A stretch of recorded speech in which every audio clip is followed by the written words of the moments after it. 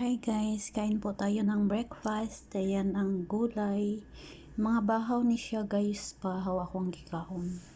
Ayan, gamay nga white rice. Napoy katong gamay nga nabilin kapon, gamay kay siya guys. Yung mga gulay ni siya, no, katong gilutan ako mga rag. Amanggoy mabilin mga gagmay-gagmay. So ako na siyang ibutang sa ref. Pagka ako manugutumon ko, akong kaonon, no. So wala man po ni siya napanos guys, kasi kani gahapon man ni siya. Kani atong isa adlaw, kani pud atong isa adlaw. So mo na siya akong kaunon paggutomon ko, yun ano ko guys, unya ang mga baho nga mga gagmay dili na ko siya ilabay kay ngano sayang kaayo guys, kay lisod kaayo mangita og bugas, lisod kaayo mangita og trabaho. So labaw sa tanan perti jud ka lisod kung walay trabaho. So mao ni siya guys, dili jud ko galabay og mga pagkaon. Bisan unsa siya kagamay, kani siya isara siguro ni siya kaluwag, kani pud isa kaluwag. So mga sobra ni nila guys, so dili man pud hugaw ang ilahang sobra, so ako na siya butang sa ref. Kay gutomon ko na adjud ko'y madawdaw. So ingon ani ra kasimple ang buhay diskarte sa OFW dito sa Middle East. So kaya kayo guys, sundin lang nyo po ako para hindi kayo gutumin. Pag meron naiiwan yung mga amo nyo, huwag nyo itapon. Dapat ilagay nyo na sa ref kasi pag gutumin kayo ay meron kayong kakainin.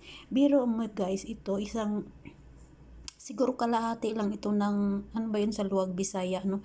Siguro ito 3 kutsara lang at saka ito rin. So maliit lang yan siya guys, malaki yan siya tingnan kasi malapit yung camera. Kaya kayo guys, dapat ganito ang sundin nyo. Pag merong sobra yung amo nyo, ilagay nyo sa ref. Kasi pag gutumin kayo, meron kayong iinitin at kakainin at hindi kayo nagugutom. Kasi pag maghintay pa tayo na magluto tayo ay matagal pa yon. Mamaya pa yung hapon kakain. No, minsan yung iba nakakain na ng alas 5. So kaya diskarte na lang tayo. So ayan guys, maraming salamat po sa Panginoon at let's go, kakain na po tayo. Thank you God. Siyempre, partner natin ang kape. Ayan yung kape namin guys. Diyan ako nagkuha ng kape.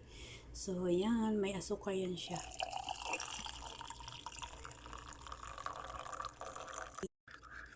So, ayan guys. Ganyan ka-diskarte ang buhay ng OFW dito sa Middle East. Kahit saan man sulok ng mundo.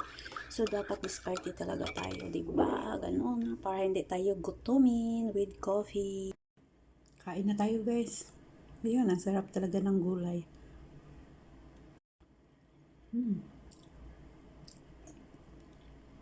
Gulay.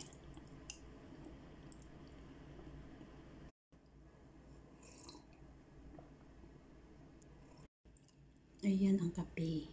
Ayan ang kanin.